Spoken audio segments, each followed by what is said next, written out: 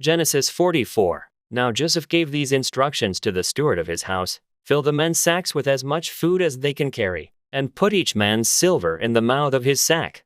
Then put my cup, the silver one, in the mouth of the youngest, one sack, along with the silver for his grain. And he did as Joseph said.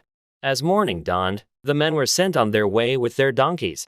They had not gone far from the city when Joseph said to his steward, go after those men at once, and when you catch up with them, say to them, why have you repaid good with evil?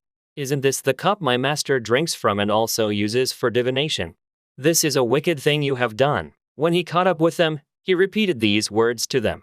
But they said to him, why does my lord say such things? Far be it from your servants to do anything like that.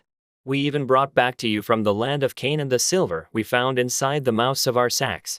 So why would we steal silver or gold from your master's house? If any of your servants is found to have it, he will die, and the rest of us will become my lord's slaves. Very well, then, he said, let it be as you say. Whoever is found to have it will become my slave. The rest of you will be free from blame. Each of them quickly lowered his sack to the ground and opened it. Then the steward proceeded to search, beginning with the oldest and ending with the youngest. And the cup was found in Benjamin's sack. At this, they tore their clothes. Then they all loaded their donkeys and returned to the city. Joseph was still in the house when Judah and his brothers came in, and they threw themselves to the ground before him.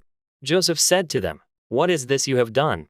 Don't you know that a man like me can find things out by divination? What can we say to my lord? Judah replied, what can we say?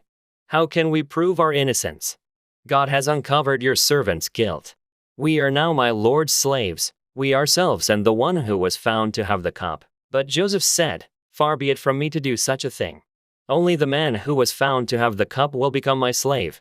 The rest of you, go back to your father in peace. Then Judah went up to him and said, pardon your servant, my lord, let me speak a word to my lord. Do not be angry with your servant, though you are equal to Pharaoh himself.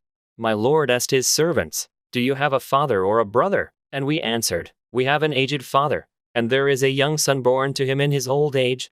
His brother is dead, and he is the only one of his mother's sons left, and his father loves him. Then you said to your servants, bring him down to me so I can see him for myself. And we said to my lord, the boy cannot leave his father. If he leaves him, his father will die. But you told your servants, unless your youngest brother comes down with you, you will not see my face again. When we went back to your servant my father, we told him what my lord had said. Then our father said, go back and buy a little more food. But we said, we cannot go down. Only if our youngest brother is with us will we go. We cannot see the man's face unless our youngest brother is with us. Your servant my father said to us, you know that my wife bore me 2 sons. One of them went away from me, and I said, he has surely been torn to pieces, and I have not seen him since. If you take this one from me too and harm comes to him, you will bring my gray head down to the grave in misery. So now if the boy is not with us when I go back to your servant my father, and if my father, whose life is closely bound up with the boy's life, sees that the boy isn't there, he will die. Your servants will bring the gray head of our father down to the grave in sorrow. Your servant guaranteed the boy's safety to my father. I said, if I do not bring him back to you, I will bear the blame before you, my father, all my life. Now then, please let your servant remain here as my lord's slave in place of the boy, and let the boy return with his brothers. How can I go back to my father if the boy is not with me? No. Do not let me see the misery that would come on my father.